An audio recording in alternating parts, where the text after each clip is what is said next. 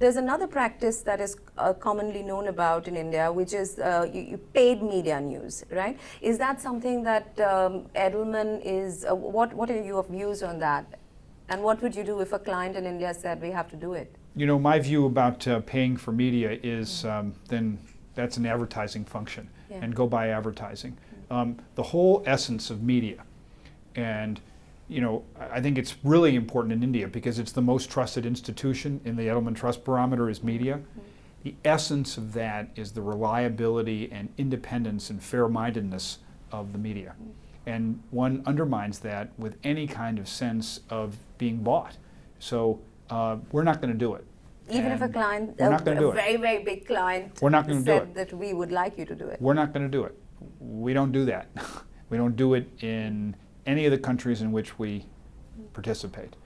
It's a very important part of Edelman is the ethical behavior. We're not going to do it. Okay, you've just released your 12th annual Global Trust Barometer, and media, as you've just said, is up there or is perhaps the most trusted when you compare it with government or businesses, isn't it? And NGOs. Why do you feel that is the case in the past year globally? Why would that be the case? Well, let me make a very important distinction. India is the only market in the world where media is the #1 institution in trust. And it jumped 20 points this year. And our belief is the Indian media was right on top of the issues around the Commonwealth Games or telecom licenses or the Hazari Fast, and really exposing corruption, being credited with doing a very good job. Similarly, we think that in other markets, and particularly here also, the definition of media has changed fundamentally, that it's mainstream media, blogs, and social media. So it's the big tent now. But globally, it's the NGO, I think, that tops the trust list, That's correct. NGOs are the highest globally, but government is the bottom now. And I think that's consistent with the India findings. In fact, Indian government is trusted by barely more than 50%. But hasn't that gone up this year marginally just a over little last bit, year? Just a little bit. And that's a bit odd, isn't it? Because I was reading it and I was a bit, I wasn't sure about that because last year, over the past 2 years, India has been dominated by government scandals, corruption scandals, and trust has really eroded. So even though trust you're saying is barely about 50%, it's still more this year marginally than it was last year. Yes, but I want to point out that two other statistics. Government officials, when you ask about credible spokespeople, come right at the bottom, at the very bottom, trusted by 35%. In addition, when you ask if there's a hard issue, do you trust a government official to tell you the truth? Only 10% of people in India say that they do. That's disastrous.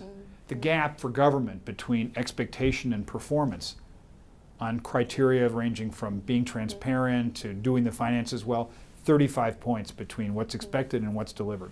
So government doesn't have a very good record here. You know, I want you to bring out the trust factor where business is concerned both globally and in India. Because globally, I think it's better than government, but it's down from what it was last year.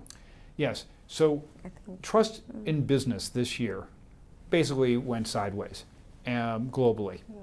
Trust in India is at 61%, say trust globally is around 50. The reason that trust in India in business is higher is people are getting wealthier, there are new jobs being created, and you don't have a banking crisis. It's a big difference and a big deal that you don't have a finance sector in retreat as you do in the US and in Europe. What are some of the key takeaways you would like businesses to get from this Global Trust Barometer?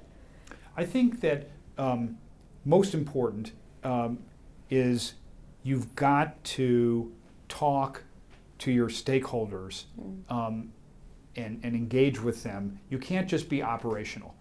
You know, it's good to have new products, make your numbers, have a top CEO, all that's fine. That'll get you trust with the people who already trust business.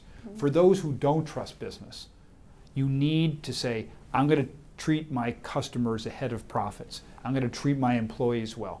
I'm going to communicate frequently and transparently about what I'm doing at my company. These are all engagement factors, the softer aspects that, frankly, business does not do very well. And I also feel fundamentally that don't wait for government to come out of its paralyzed state.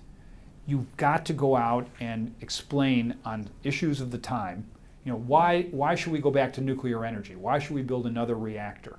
Well, if you wait for government here to take the initiative, you may be waiting for 5 years. We can't afford that. You need energy now. So go out and explain the benefits, explain how it's going to be different from what happened in Fukushima, and what safety precautions you're taking. Consult with the NGOs, consult with the community. Make it something that's pro the community, not just pro the shareholder. How amenable do you think businesses are to this advice? The choice for business is, do I take the risk of going out and talking about an issue like nuclear power, or do I wait and take the risk of not doing it? And my view is, when government is paralyzed, government is dangerous. It's a bigger risk to wait. Why? Well, think about it. Mrs. Merkel in Germany, even when things are going okay, decides to ban nuclear energy altogether by 2020 after Fukushima. They don't have any earthquake risk there. That's irrational kind of behavior.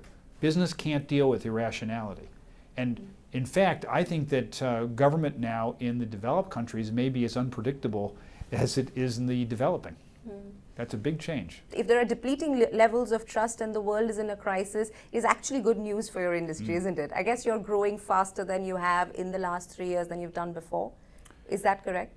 Look, I think that public relations is benefiting from dispersion of authority, dispersion of media, and the need for conversation, the social aspect.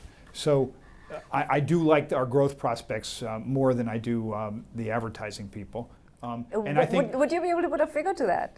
Well, I think I think Martin Sorrell said that advertising is going to grow 4% next year, and I think that. What is Richard Edelman saying? I think the PR industry is going to grow twice that, and I think the reason is, again, we are taking some part of what classically was advertising or digital or media buying, and it's going into PR. So given the rate at which it is growing, you will, and you're already seeing a sort of crisis of talent, isn't it? You need people. And also the traditional view of the PR person, the media tends to be very, very skeptical of PR people. You need them, but it's also, PR agents are also people who you don't really want to need. Yeah. So the question is, what would your tips be to people who are looking to make a career or to start out in this business? Because there will be a lot of job opportunities for people here. I think that PR people need to be expert in their industry, meaning know something about engineering, know something about technology, know something about health, so that they're subject specialist. I think further, they need to be visually talented. They can't just be writing capable. They have to be able to show a story, not just write. Also, I think PR people in their core have to live in their communities. They have to go to theater. They have to go to movies. They have to appreciate modern culture because they're the bridge for clients into what's going to be happening. They have to be somehow social predictor. Richard Edelman, thank you very much. Wish you all the best. All the best. Thank you.